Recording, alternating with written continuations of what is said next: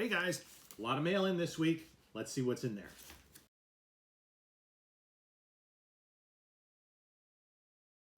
Hey guys, this is Jim from Bronzeville Comics. We're going to look at some mail call this week.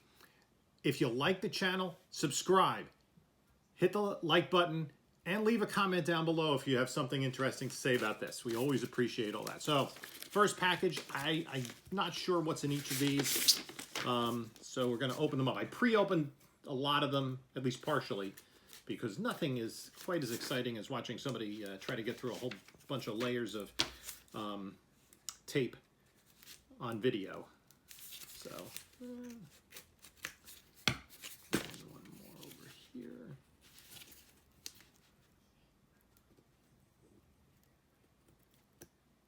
Yeah, this is the most exciting part of any YouTube video, is watching me cut tape. So, let's take a look at this book. This is a very nice copy of, and it's taped to the cardboard, very well packaged.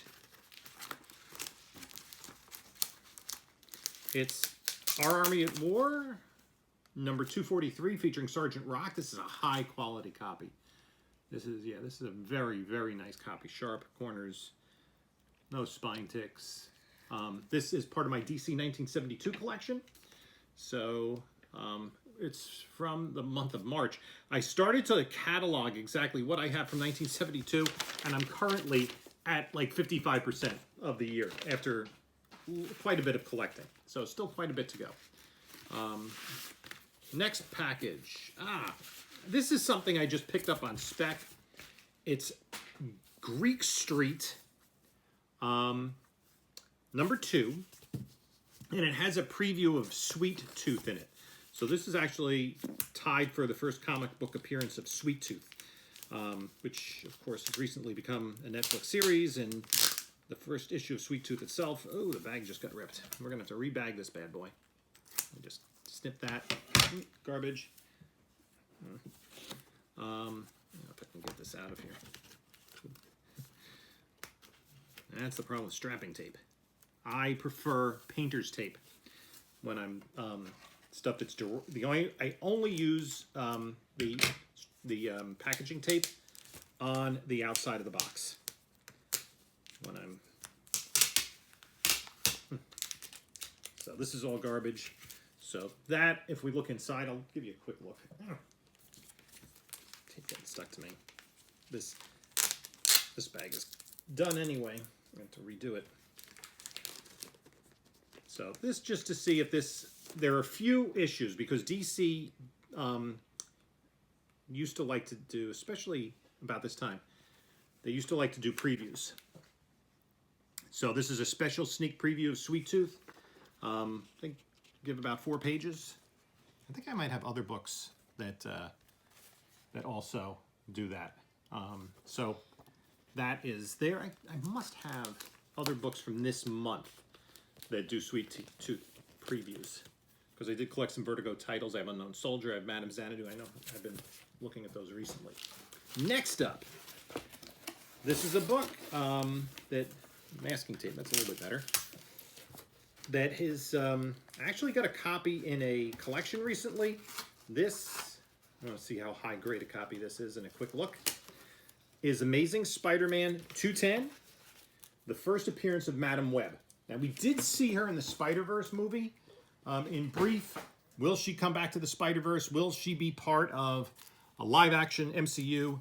That remains to be seen. So a lot of people are speculating on this book. This looks a couple little spine ticks, but other than that, a sharp book. It's probably at least an 8 for Spider-Man 210. Next up, just keep going through these. I just kind of started buying, and I got that's the danger with eBay. You see something and you grab it, and I've been doing a little bit. So I have to get to the point where I start selling more than I'm buying, and that's difficult as you're waiting for stuff to come back from CGC. The more expensive stuff. This, I bought 2 copies of this from 2 different vendors. Another little speculation. I've been on a First Comics kick. First Comics was an independent publisher in the 80s. Had some really good stuff, Nexus and John Sable Freelance. And one of the books they had was, this is taped in here really well. Let's see if we can get it out. You can extricate it. There we go. Ooh, it's double boarded on both sides. So we have to take the board out to see what we're looking at. What the heck is this? There we go. There we go.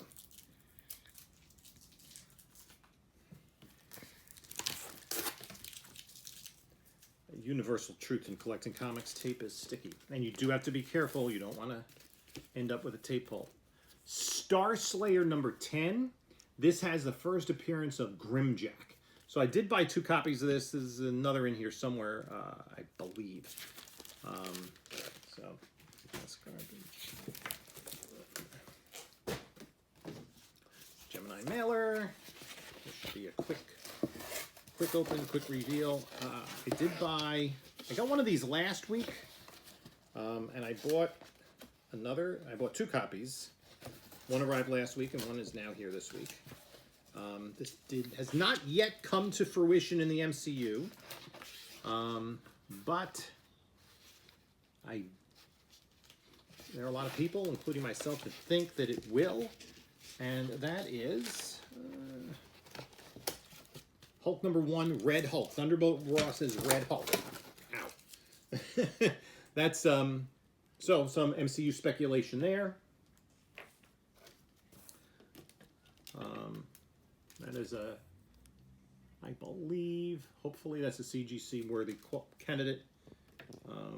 Trying to look for, get some raw copies, trying to get them into 9.8.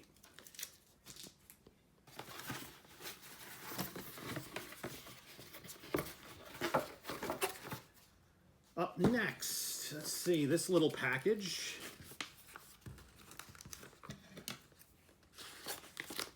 I did cut it open, but that's in there very tightly. I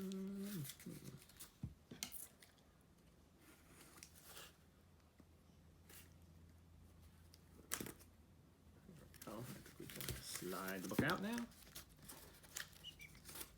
Nope. Can't slide it out yet.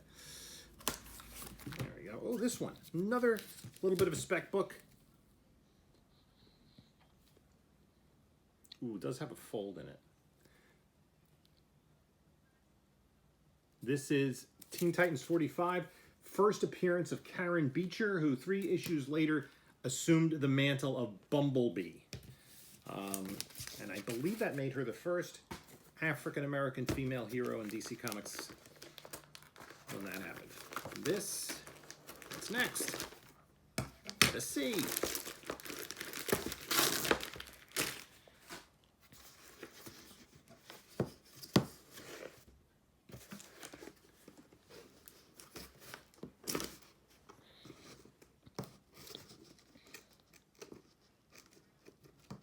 I really need a knife.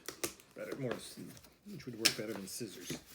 This is another copy of Star Slayer number 10, the first appearance of Grimjack.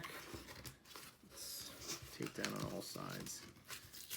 Problem with the Scotch tape is that you can't see it too well. But even it says it up at the top, even though he's not on the cover,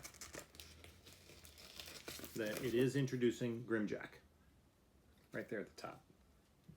So, another copy of that. I've been picking up Nexus, which is another First Comics publication. I have a long run of Nexus. Got a decent amount of Grimjacks. Let's see what's in here. This looks important. A bubble wrap. A box in a box. What have we here? There too. Bubble wrap we save. I like to save most of the packing materials. This is taped. This is like a lot for one. Feels like the weight feels like it's just one book.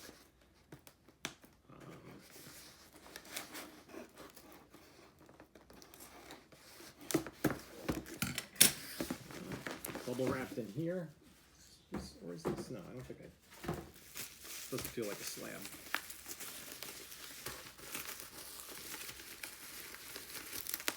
This is exceedingly well packaged. Very carefully packaged.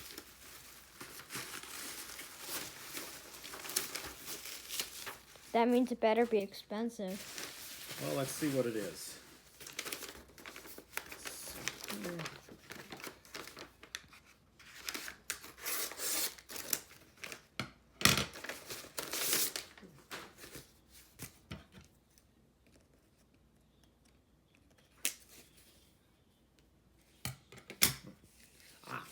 This is what it is.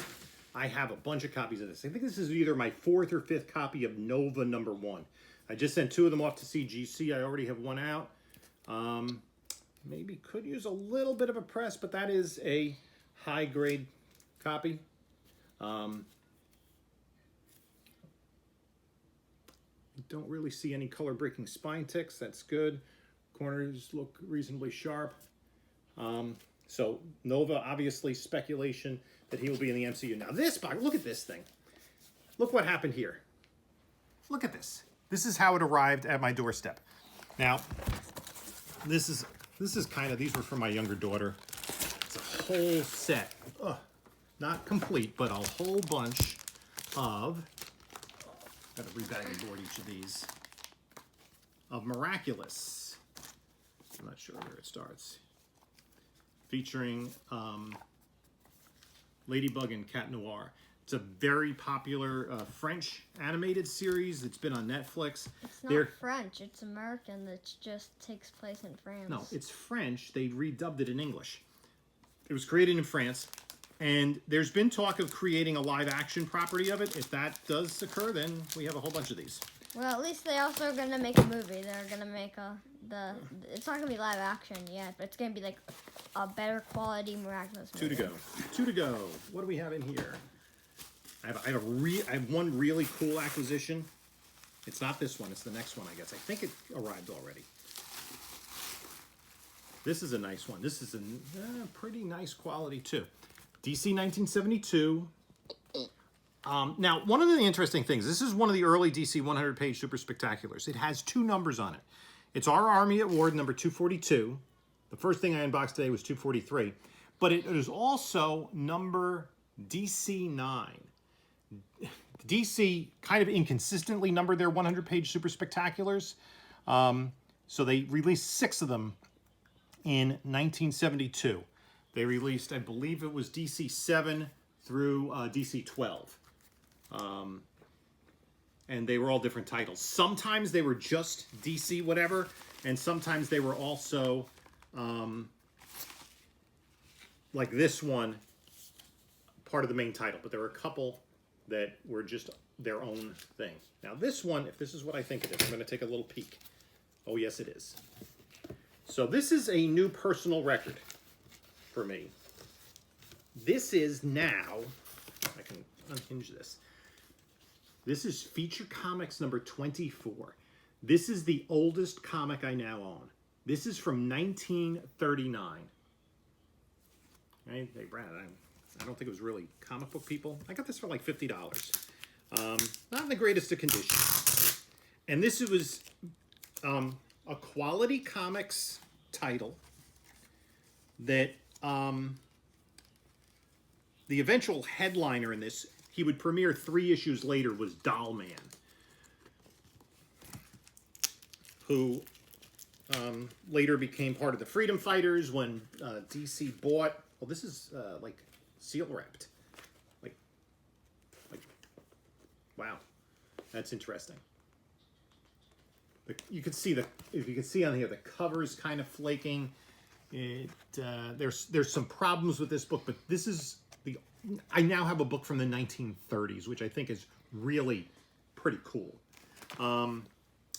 There were mostly comedic features in here. It was an anthology title, a lot of different things. The Clock was really the only quasi-superhero, and he never really lasted into the modern age in any degree. So, there's Charlie Chan, who was had a lot of movies. Not the most politically correct character that came along in the 30s and 40s, but this is a pretty cool book to have a book that is this old. And I'm going to have to open this up and take a closer look at it. But let me know what you think about this. What is your oldest comic book? I had a couple 1941, so now this is a 1939.